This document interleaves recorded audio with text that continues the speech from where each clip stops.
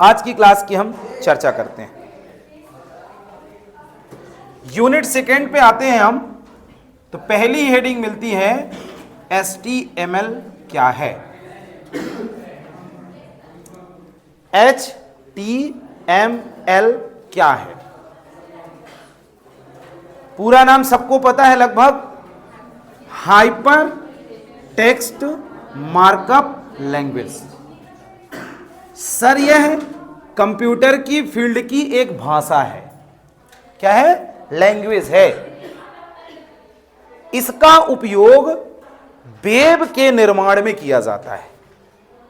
Web के निर्माण में किस हिस्से में? वेब पेज को बनाने के लिए। किसको बनाने के लिए? वेब पेज को बनाने के लिए HTML भाषा का प्रयोग किया जाता है। वेब पेज वेबसाइट का एक हिस्सा होता है, तो हम यह भी कह सकते हैं कि HTML लैंग्वेज का प्रयोग वेबसाइट के निर्माण में भी किया जाता है।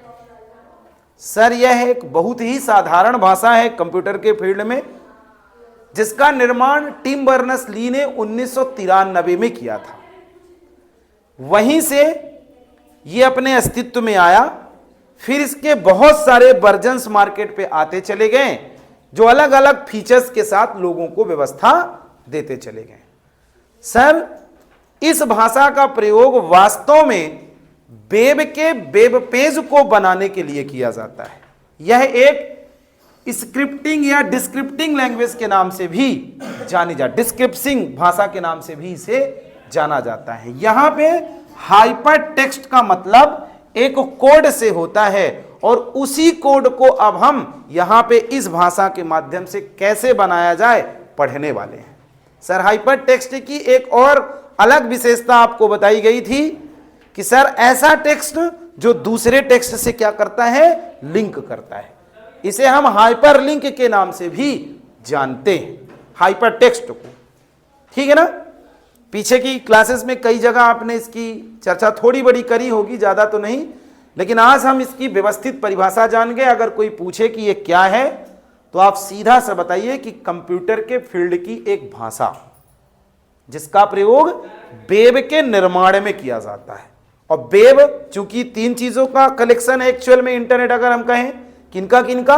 वेबसाइट का, लॉट ऑफ इंफॉर्मेशंस का, और वेब एप्स या वेब सॉफ्टवेयरों का। इन तीन चीजों का कलेक्शन है।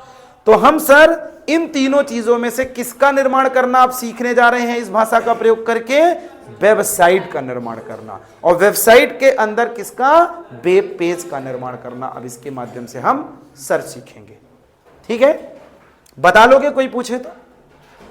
जैसे मैं कहूं कि किसी भाषा को सीखने के लिए उसकी शुरुआत क्लास लेना बहुत जरूरी है।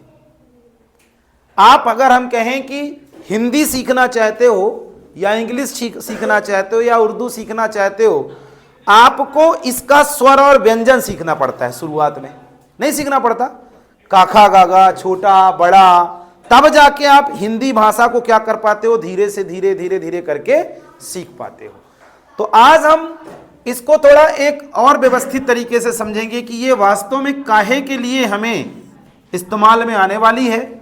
इसे हम एक साधारण सा वेब पेज मान लें। क्या है ये? Web page. क्योंकि इसका उपयोग वास्तव में काहे के लिए होता है? वेब पेज के निर्माण में होता है। और मैं कहूं कि वेब पेज होता कहां है? वेबसाइट में होता है। वेबसाइट कहां होती है? इंटरनेट में। इंटरनेट कहां है? www में। अर्थात जितनी भी वेबसाइट आप चलाते हो, सर्च करते हो, उन सब का निर्माण किसी न किसी लैंग्वेज के द्वारा किया जाता है। और उन्हें जब बनाया जाता है तो उनका अभिन्न अभिन्न हिस्सा बनाया जाता है, जिन्हें वेब पेज कहते हैं। वेब पेज हमको हमारी भाषा के में डाटा लाने का काम करते हैं, लेकिन उनकी जो कोडिंग होती है वो एक्चुअल में किसी भाषा में होती है। जैसे एक मैं भाषा पढ़ने जा रहा हूं जिसका नाम है HTML। मैं कहूं कि ये वेब पेज है। वेब पेज किनका किनका कलेक्शन हो सकता है? वेब पेज के अंदर क्या क्या हो सकता है आप लोगों ने देखा होगा। हमने देखा है कि वेब पेज में सर कोई लाइन, कोई पैराग्राफ भी हो सकता है। सर कोई लोगो या कोई बटन भी हो सकती है। नहीं हो सकती? सर इसमें कोई इमेज भी हो सकती है। सर इसमें कोई वीडियो वाला आइकॉन्स भी हो सकता है कि नहीं हो सकता? इसमें सर किसी प्रकार का चित्र भी हो सकता है, कोई लिंक भी हो सकती है, या अनेक प्रकार की जानकारी हो सकती है उस वेब पेज से रिलेटेड जो आपको नॉलेज दे। अपन पढ़ने जा रहे हैं कि सर इसको कैसे बनाएंगे। तो ये पूरा डाटा है, यहां पे बहुत सारी चीजें हैं यहां पे। अब इसमें अगर हमको किसी चीज को बनाना है तो सबसे पहले हम किसी एक इकाई को पकड़ेंगे। अपन क्या मान लें, का कबूतर को पकड़ेंगे या ए को पकड़ेंगे, सबसे छोटी इकाई जिसको कहेंगे। किसी भी वेब पेज या किसी भी पेपर का सबसे छोटी इकाई क्या होता है? उसका स्वर और उसका व्यंजन। पहले हम उसको बनाना सीखेंगे, तब तो हम पूरा वेब पेज बना पाएंगे कि नहीं? तो पहले आप HTML की परिभाषा बताइए। थोड़ा कॉन्सेप्ट बताना हो तो बता दीजिए कि सर ये हाइपर टेक्स्ट का कलेक्शन अपने अंदर रखती है। इसका निर्माण टिम बर्नर्स-ली ने 1993 में किया था। इसके बाद इसके बहुत सारे वर्जन्स मार्केट में अवेलेबल। HTML का पहला वर्जन टिम बर्नर्स-ली के द्वारा 1994 में लॉन्च किया गया। यहां पे साधारण तौर पे बहुत सारी चीजें की जा सकती थी। धीरे धीरे रिक्वायरमेंट इसकी बढ़ी, 2000 के आसपास इसका बहुतायत उपयोग होने लगा।